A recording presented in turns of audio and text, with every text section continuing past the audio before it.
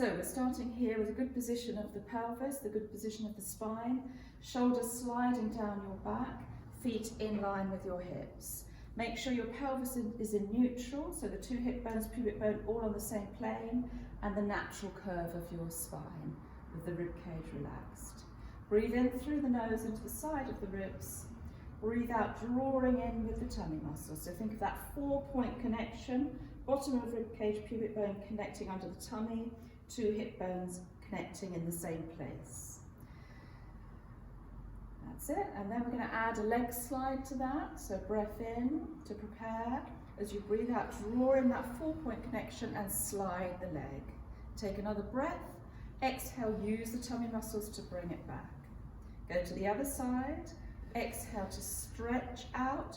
If you want to come back on an in-breath, you can. Otherwise, exhale again. You can then add an arm. So breath in to prepare. As you breathe out, both limbs extend without any change in the torso. And breathe in to come back again. And repeat. Exhale, keep the pelvis steady. No rib cage lift. And inhale to return. Lower the arm down, so you repeat that, both legs opposite arm. Now we're going to go into a leg lift, and the whole point of this is to hold the pelvis still. So take a breath in. As you breathe out, plant the other foot firmly into the bed and lift one leg up without any movement in the pelvis. Inhale to lower it back down, exactly where it was. Exhale, lift the other one. Push into that foot so you feel it in the glute med on the opposite leg. Inhale to lower. Once more, exhale, draw in, lift up, take it down, and again, exhale, stabilize the pelvis as you lift. Inhale, take it down. Do as many repetitions as you need, but no more than about 8 or 10. We're now going to go into some little pelvic tilts, so we do want you to move your pelvis here. Make sure your feet are right distance from your hips, and you can hold neutral, that natural curve of the spine. Take a breath in. As you breathe out, draw up, in, scoop, and curl the tailbone just off the bed. Inhale to lower, back to neutral.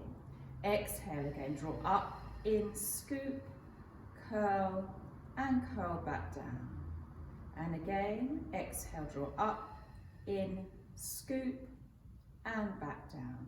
You can go up higher in the pelvic tilt if you don't have osteoporosis or any other back issues. So breath in. As you breathe out, draw in, do exactly the same, but keep pulling in with the abs as you push up with the pelvis and engage the glutes right at the end. Take a breath in. As you breathe out, start to curl back down from the bottom of the rib cage, one vertebra at a time, all the way down, back to neutral. And again, breath in.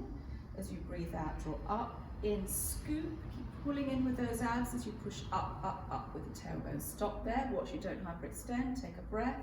As you exhale, curl back down through the spine, one vertebra at a time, and back to neutral. We now go into the arms, just do their arms on their own. So you're going to breathe in and float up to the ceiling. Make sure your shoulder blades are stabilized onto the bed before you exhale. Stretch back without any lift in the rib cage. Keep connecting to those abs. Take a breath there.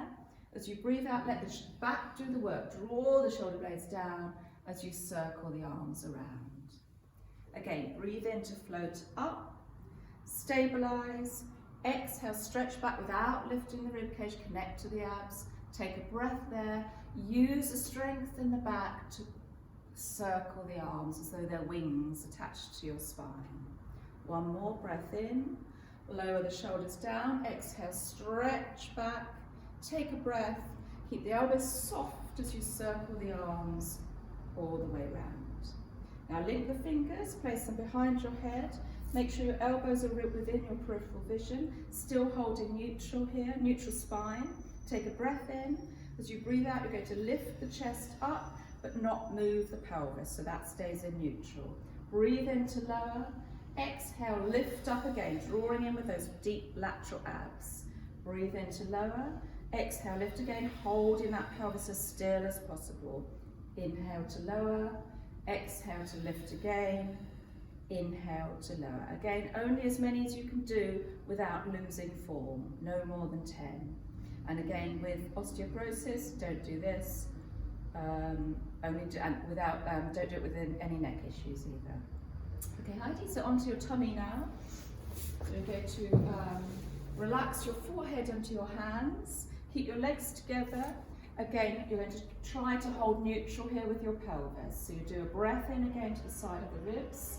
As you breathe out, just think of the sides of the glutes coming towards the centre, tailbone lengthening down towards the heels without any movement in the pelvis. Relax. Again, on the exhale, draw gently in with the tummy and squeeze the glutes towards the centre. Relax. As many as you need to do that. With that, keep the elbows relaxed, elbows away from you, so there's a lot of distance between your ears and your shoulders. Now we're going to add a little hamstring curl. So breath in, as you breathe out, hold the pelvis as you did, squeeze the glutes and just bend the leg to 90 degrees. Inhale, lower it back down. You can go to the other leg, exhale, draw in the glutes, squeeze them together as you bend the leg, inhale to lower. And again, exhale, stabilize the pelvis, bend the leg, inhale to lower. If you've got a bit of an arch here and you're feeling it in the tummy, in the lower back, place a cushion underneath your lumbar spine. So you flatten out that arch, and then as you do the squeezing and the knee bend, you shouldn't feel it so much in the lumbar spine. Okay, Heidi doesn't need this, I'll take it away. So forehead on the pillow now, we're going to do the dart. So elbows up to the ceiling, hands a little bit wider.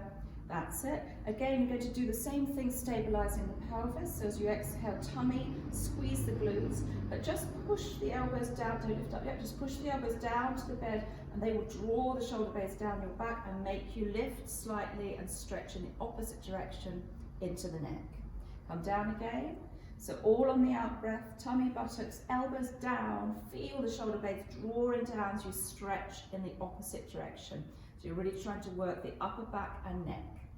And again, on the out breath, tummy, buttocks, elbows down and extend and relax. Okay, now arms down out by your side, actually by your ears. So the swimming. So these exercises are good for everybody. If you can get on your tummy, do these because they're really good for hips, for back, everything. So lower the shoulder blades down your back, engage the glutes and then abs gently. Then as you exhale, you're going to lift one arm and the opposite leg, not very high. You don't want it to go to the lumbar again. You're just working the muscles quite close to the spine. And lower it down again. And then the other side, stabilize, just float up to the ceiling and lower. And again, stabilize, lift very slightly. You're lifting from the top of the leg and the side of the shoulder blade, the inner side of the shoulder blade. That's it, so it's very small movement. Down and again, glutes, inner edge of shoulder blades. Lovely, good. And diamond press. So hands, make a diamond with your fingers and put your forehead in the middle of that diamond. Shoulders down your back again, elbows relaxed, legs together.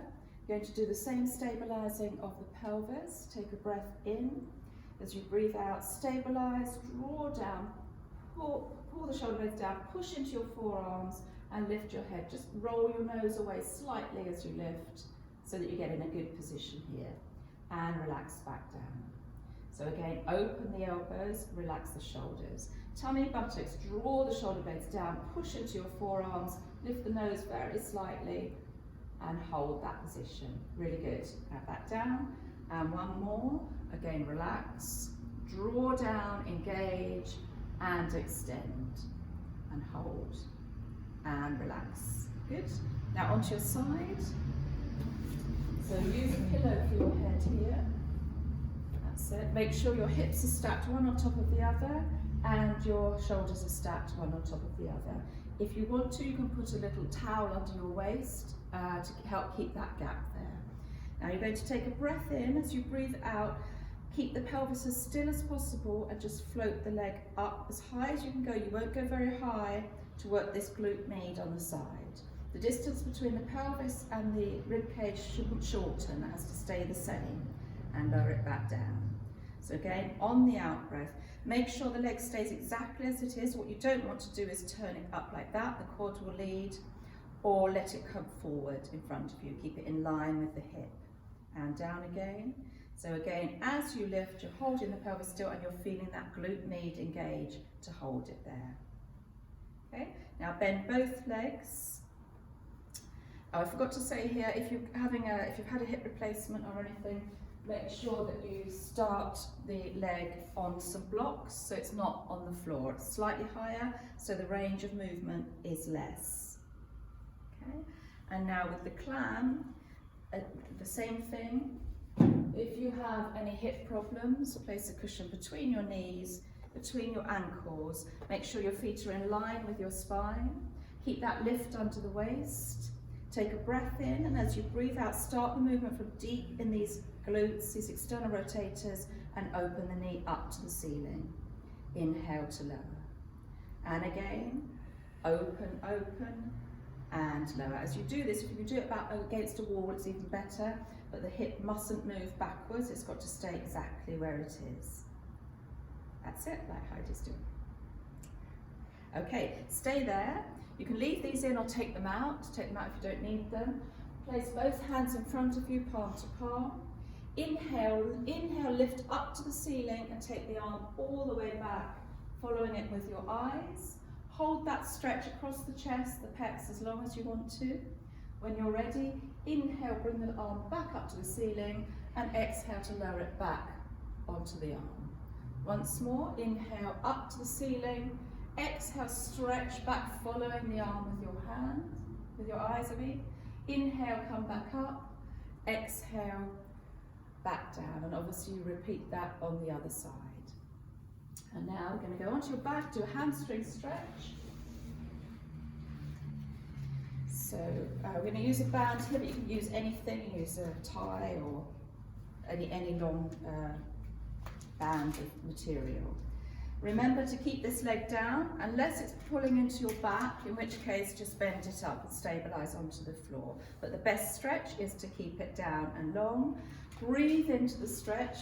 Don't overdo it. Don't pull it to your end position straight away. Ease it into the stretch so you feel it all the way down the back of the leg, and hold it as long as you need to feel that you've had a good stretch.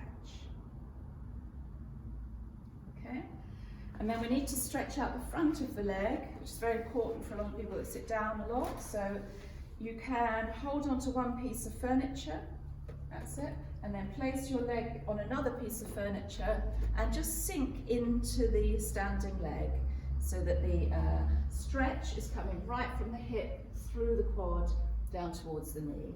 The more upright you stand, the better the stretch you'll get.